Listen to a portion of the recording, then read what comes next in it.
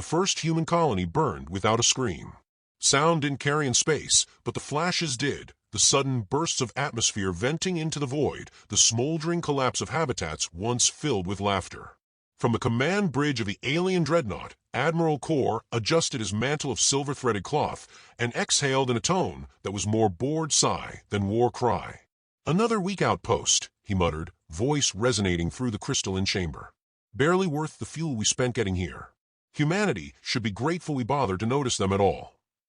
Around him, subcommanders shifted uneasily, but none dared disagree. The war with humanity had been less a campaign and more a tedious harvest. Fragile colonies shattered at a touch. Mining stations broke open like eggs. There had been no challenge, no resistance worthy of record. And so, as their fleets advanced deeper into human territory, the admiral's arrogance only grew. Back on the Iron Requiem, humanity's largest but still modest battleship, Elias Varick watched the destruction through the tactical feeds. The glow of dying colonies reflected against the grease still clinging to his hands. He had been called a mechanic, but that word did little justice to the mind that kept the ship alive. Elias knew her every wire, every vent, every hidden protocol written during construction and buried from official record. He stood at the edge of the war room, an unwanted guest. Officers, fresh-faced, clean-uniformed, voices carrying the crisp edges of academy training, clustered around the central table. Their words clattered like cutlery, sharp but hollow. They spoke of formations, counterattacks, fleet movements. None of them looked at Elias. Varick, one lieutenant, finally acknowledged him without lifting her eyes from the hollow display. "Engineering issues should be logged through your department chief. This is a command strategy session." Elias leaned against the cold steel wall, expression unreadable. "Funny. I thought strategy only works if the ship doesn't explode under you." A ripple of irritation spread across the officers. Someone chuckled under their breath, but the commander silenced it with a glare. "You've done your job, Varick. Now let us do ours. Please return to engineering." The words carried the sting of dismissal, but Elias had heard them too many times to react. He gave a shallow nod, though his eyes lingered on the swirling map of human colonies, blinking out one by one. Each red marker represented thousands of lives. The officers argued about percentages, supply chains, and projected losses. Elias saw something else, patterns, rhythms, a slow tightening no one else recognized. The aliens weren't just attacking. They were circling, hunting, testing the edges before striking something that mattered. And then the moment came. A transmission cut across all channels, raw and frantic. Earth. Images of fire, buildings collapsing, civilians running through streets once thought untouchable.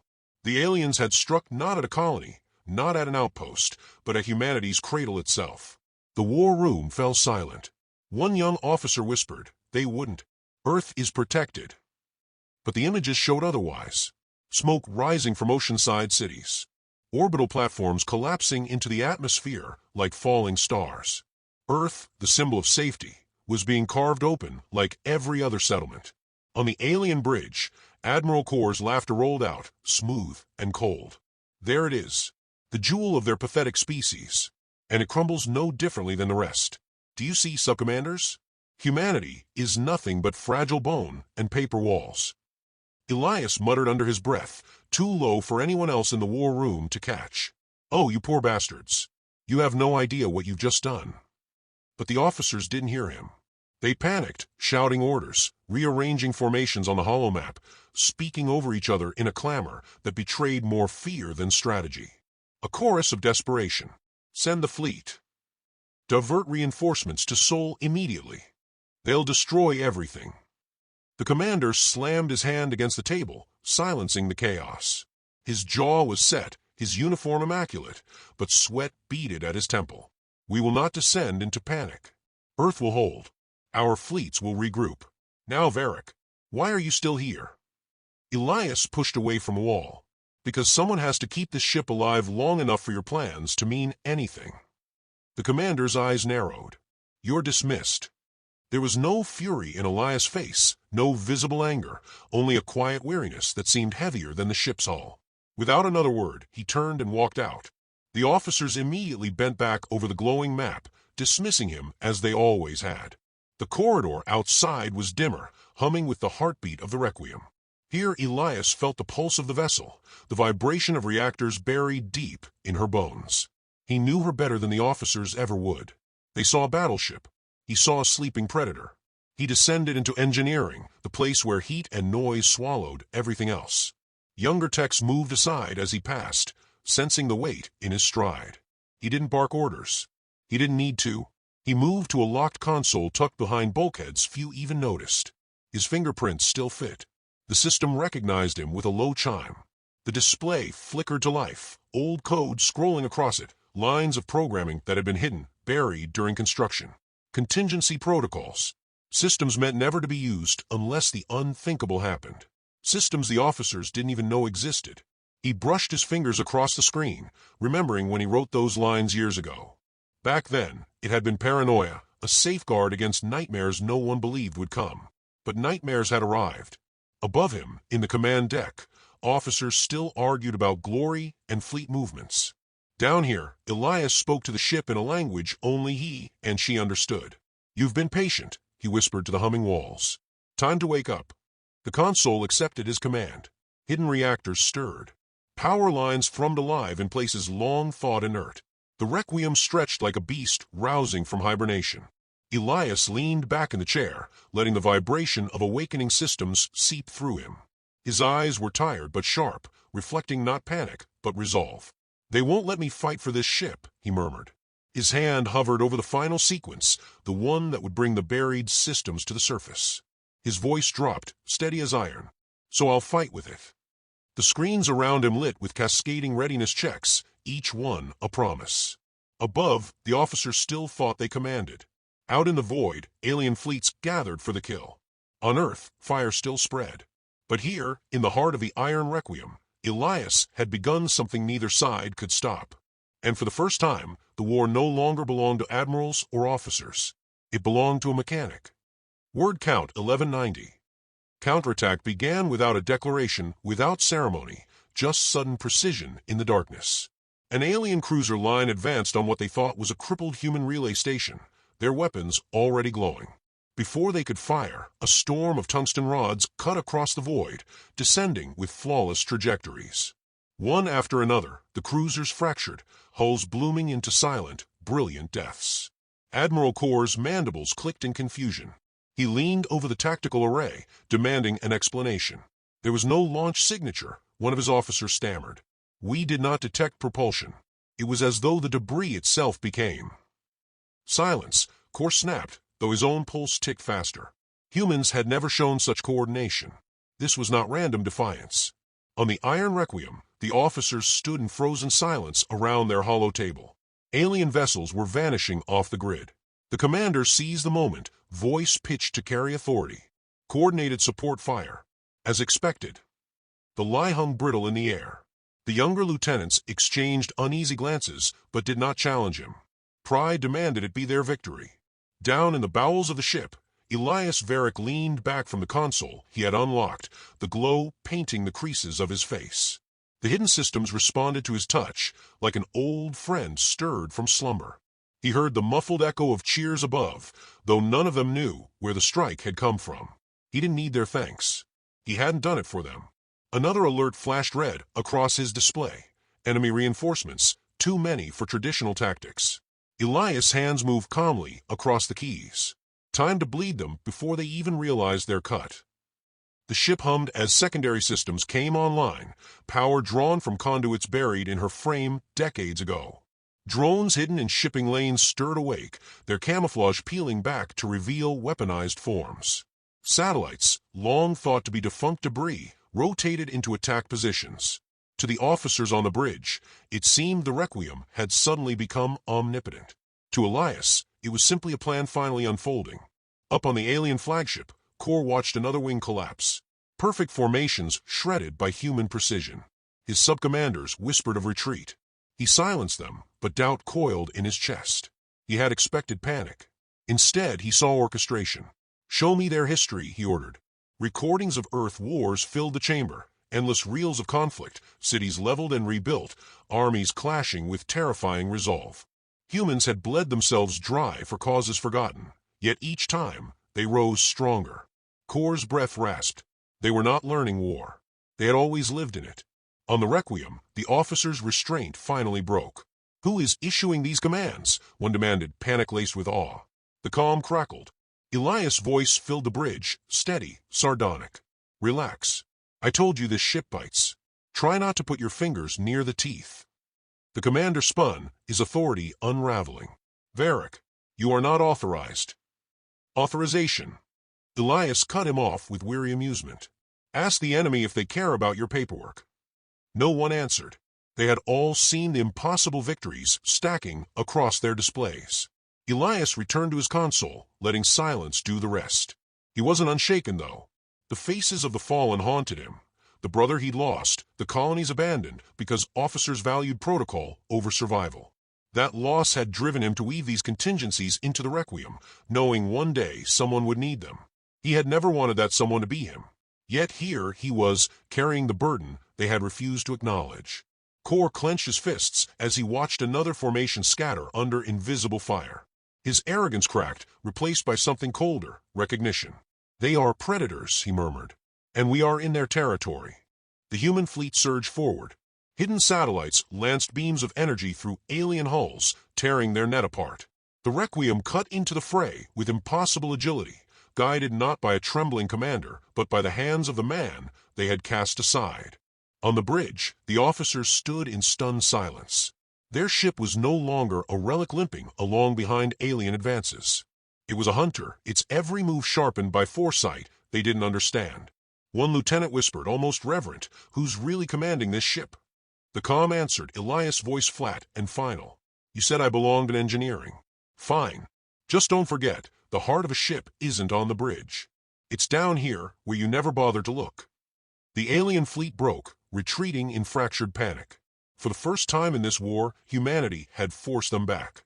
The bridge remained silent, every officer pale with the realization of what had just happened. They had denied Elias a seat, denied his warnings, denied his presence at the table. Yet their survival, their first true victory, had come from him alone.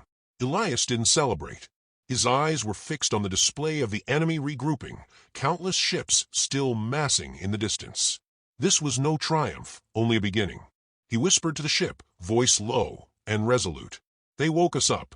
Now we'll show them what that mistake cost." Admiral Kor had seen empires bend, rebellions burn out, and countless species reduced to rubble, but he had never known silence like the one that filled his flagship now. His subcommanders stood frozen, eyes glued to the tactical displays where human counterstrikes carved neat, surgical gaps through fleets that had once been unbreakable. The arrogance that had flavored every briefing was gone, stripped away with each ship that blinked into wreckage. He broke the silence with a single order. "Show me more."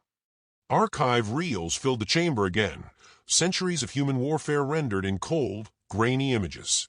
Trenches drowned in mud and fire. Cities leveled by bombs only to rise from their own ashes. Mushroom clouds swelling across horizons. Soldiers charging with nothing but rifles against machines meant to erase them. Kor leaned closer, mandibles twitching as he watched grainy footage of a burning city and the civilians who clawed their way out of the rubble. Their faces were gaunt, their eyes hollow, yet they still moved forward. "They've done this to themselves," he murmured, "and they survived it." None of his subordinates dared answer. The truth hung too heavy. Humanity's weakness had never been fragility, it was endurance. On the Iron Requiem, endurance was personified in Elias Varric. He hadn't left engineering since the first counterstrike. His eyes were bloodshot, hands raw, but he moved with a precision that only sharpened under fatigue. Systems pulsed around him, humming like instruments in a symphony only he could conduct. Above, the bridge officers had stopped pretending they commanded. Their silence spoke louder than their orders. They watched the ship move in ways they couldn't explain, fire in arcs they hadn't ordered, anticipate enemy maneuvers they hadn't considered. Every time the comm opened and Elias' graveled voice issued calm instructions, they obeyed. Not because of rank, but because survival demanded it. Yet Elias felt no triumph. When the officers finally summoned the courage to call him to the bridge, he stood there like a man dragged into daylight after years in shadows. Their eyes tracked him with a mixture of awe and guilt.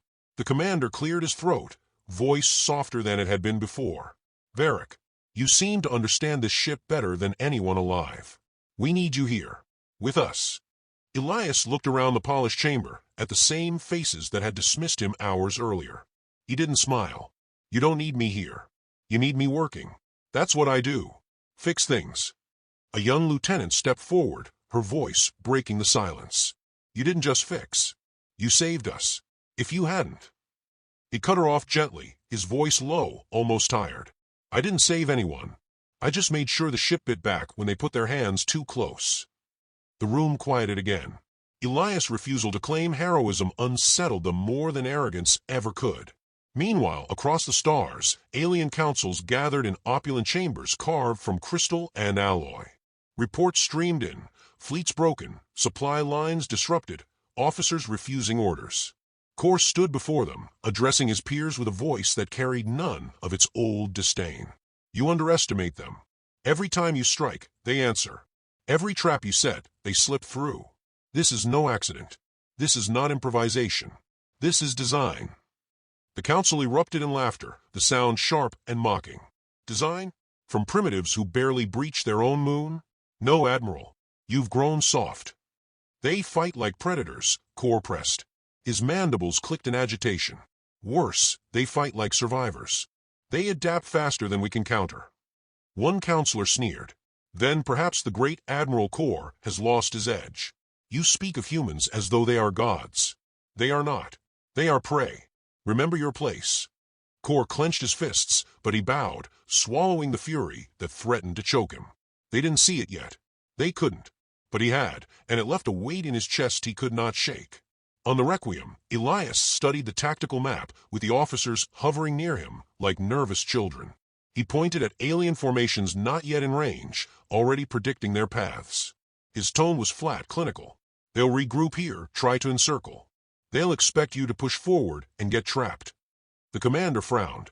And your suggestion?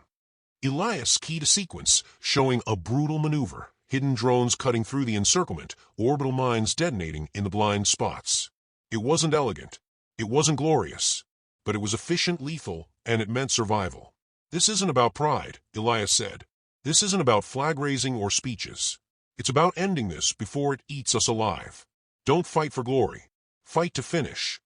The commander swallowed, the weight of command suddenly heavier than his spotless uniform. He nodded. For the first time, he listened without argument. Elias didn't want the role. He never had. But necessity dragged him into it. The ship hummed under his hand, the officers waited for his word, and across the void, the enemy prepared for another strike. Back on the alien flagship, Kor dismissed his advisors and stood alone at the viewport. His reflection stared back at him, a commander who had once thought himself invincible. Now his mandibles trembled as he whispered words he had never dared speak. I fear them. The void outside seemed to pulse with silent laughter. Humanity had not celebrated their victories, had not declared triumph. They advanced with cold precision, stripping the empire of confidence and control. And on the Requiem, Elias sat back in his chair, shadows under his eyes, voice heavy as he gave the next set of orders. No more running. No more hiding. They wanted a war. Let's show them what happens when you corner humanity. The officers exchanged glances, their pride dissolving into something sharper, respect, and the realization that the war no longer belonged to admirals or councils. It belonged to a mechanic who never asked for command but carried it anyway. The stars outside flickered with incoming enemy signals, larger than before, more determined, a storm gathering. Elias closed his eyes for a moment, exhaling slowly. He didn't want the wait, but it was his now. When he opened them again, resolve replaced exhaustion. Ready the ship. The war was only beginning. The enemy came in force, a storm of ships blotting out the stars. Hundreds of hulls gleamed under alien banners, arranged in flawless geometry, an iron wall meant to crush resistance. The Iron Requiem drifted at the heart of humanity's fleet, her battered plating hiding the predator that lurked beneath. On the bridge, officers stared at the tactical display, their faces pale as the enormity of the armada filled the void. Elias Varick stood behind them, arms crossed, eyes fixed not on the display but on the patterns hidden within it. He spoke at last, his voice even, steady. They're too perfect. Look at the spacing. They want us to throw ourselves against it, break our teeth, and scatter. The commander, stripped of his earlier arrogance, turned to him. Then how do we answer? Elias didn't hesitate. We don't give them a battle they expect. We give them something they can't calculate. He leaned toward the console, activating the systems he had awakened over the past days. Across the darkness, hidden drones powered up, wormhole gates shimmered into existence, and minds seated in forgotten trade routes blinked alive. The trap was no longer preparation. It was a hand already closing around the enemy's throat. Admiral Kor watched from his flagship, mandibles grinding as humanity's fleet failed to charge. Instead, the humans waited. They hovered at distance, as though confident, almost calm. His officers shifted uneasily. "Why don't they move?" one whispered. Kor's voice was harsh, brittle with nerves. "Because they are hunters, and we are already in their jaws." The battle began with silence. Then, in a single synchronized strike, wormholes tore open behind the alien lines. Autonomous human ships poured through, drones swarming like wasps from a shattered nest. They didn't roar, didn't broadcast, didn't taunt. They simply killed, fast, efficient, merciless. Alien cruisers spun to meet the threat, but as they reoriented, mines detonated across their flanks. Precision beams from satellites sliced through their rear ranks. Within moments, the perfect formation dissolved into chaos. On the Requiem, the officers stood frozen as Elias issued commands from engineering, his words calm, almost surgical. Focus fire on their command relays. Cut their ability to coordinate. Don't chase kills. Break their spine. Every order landed with exactitude. The ship moved like an extension of his will, weaving through the storm, striking where the enemy least expected. Officers who had once dismissed him now obeyed, without question. They had stopped thinking of him as a mechanic. He was something else, something the war had forced him to become. But inside Elias there was no pride. His thoughts flickered to the lives burning away outside, to the memory of his brother's colony left to die because command had valued protocol over survival. He hadn't built these systems for glory. He had built them because he refused to let humanity fall the same way again. And yet each alien hull splitting in the void, each desperate transmission cut short, reminded him of the weight of what he carried. On the alien flagship, chaos reigned. Sub-commanders shouted contradictory orders, their perfect discipline unraveling under the weight of unseen weapons. Kor barked for calm, but his words carried no authority anymore. His officers had seen fear in his eyes, and fear was contagious. "They are everywhere," one cried. They anticipated everything. Kor silenced him with a backhand, though the desperation in his movements betrayed him. He turned back to the viewport, watching his fleets disintegrate under human precision. "This cannot be happening," he whispered, though he knew it was. Back on the Requiem, the commander looked at Elias, his voice hoarse. "They're breaking. This is it." Elias shook his head. "Not yet. Not until they know they've lost more than ships." He keyed in another sequence. Across the void, human systems hijacked alien comms, broadcasting their own history back into enemy channels. Images of human wars filled the alien fleet. Battles fought not for conquest, but survival. Cities clawed back from ash. Armies that refused surrender even in ruin. It was not a victory speech.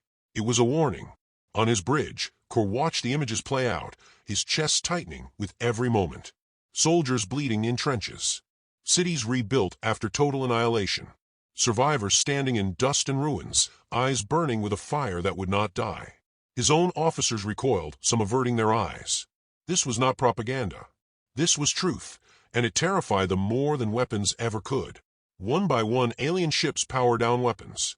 Some fled, engines burning white-hot as they ran from impossible.